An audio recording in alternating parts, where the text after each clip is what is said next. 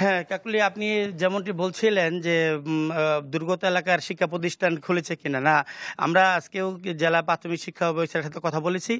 এখানে ৩৬৮টি শিক্ষা প্রতিষ্ঠান কিন্তু এখনো পানির নিচে পানিতে ডুবে আছে, যে কারণে কিন্তু সে সমস্ত বিদ্যালয়ে এখনো পাঠদান শুরু করা যায়নি। আর ত্রাণের কথা যদি বলি, আমাদের জেলা প্রশাসন থেকে যেভাবে বলা হচ্ছে যে দুর্গত এলাকায় পর্যাপ্ত ত্রাণ দেওয়া হচ্ছে, আসলে কিন্তু আমরা দুর্গত এলাকার প্রতিটি ঘরে ঘরে প্রায় প্রতিদিনই কিন্তু সকাল থেকে সন্ধ্যা পর্যন্ত অবস্থান করছি।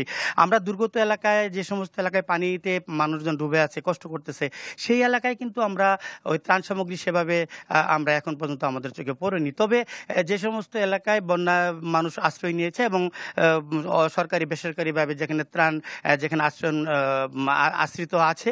নগদের কাছে সব গ্রাহকই প্রিয়, তাই তো সারা দেশে ক্যাশ আউট চার্জ সবচেয়ে কম। সেখানে হয়তো বা কিছু কিছু ত্রাণ তারা পৌঁছাতে পারছে। কাকলি আপনি জানেন যে নদ নদীর পানি বৃদ্ধির খবর শুনলেই কিন্তু জামালপুরের যমুনাপাড়ার মানুষের মন কিন্তু আটকে ওঠে। সেই যমুনার পানি দিয়ে কিন্তু টানা 10 দিন ধরে হাবুডুবু খাচ্ছে জেলার লক্ষাধিক মানুষ। যদিও গতকাল থেকে নামতে শুরু করেছে নদ নদীর পানি, বিশেষ করে যমুনার পানি। তবে যমুনা নদীর পানি এখনও কিন্তু বিপদসীমার 35 সেন্টিমিটার উপর দিয়ে প্রবাহিত হচ্ছে। ফলে এখনও কিন্তু ডুবে আছে বেশিরভাগ এলাকার রাস্তাঘাট, মানুষের বাড়িঘর। আর টানা 1 সপ্তাহ ধরে কিন্তু পানি জমে থাকার কারণে দুর্গত এলাকার মানুষ কিন্তু অবর্ণনীয় দুর্ভোগ পোহাচ্ছে।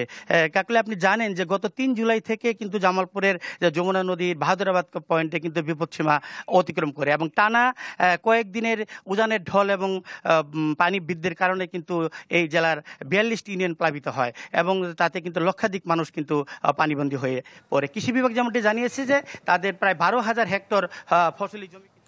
মিন্টু, আপনাকে ধন্যবাদ। দর্শক, বন্যা পরিস্থিতির খবর জানাতে জামালপুর থেকে যোগ দিয়েছিলেন সহকর্মী আনোয়ার হোসেন মিন্টু।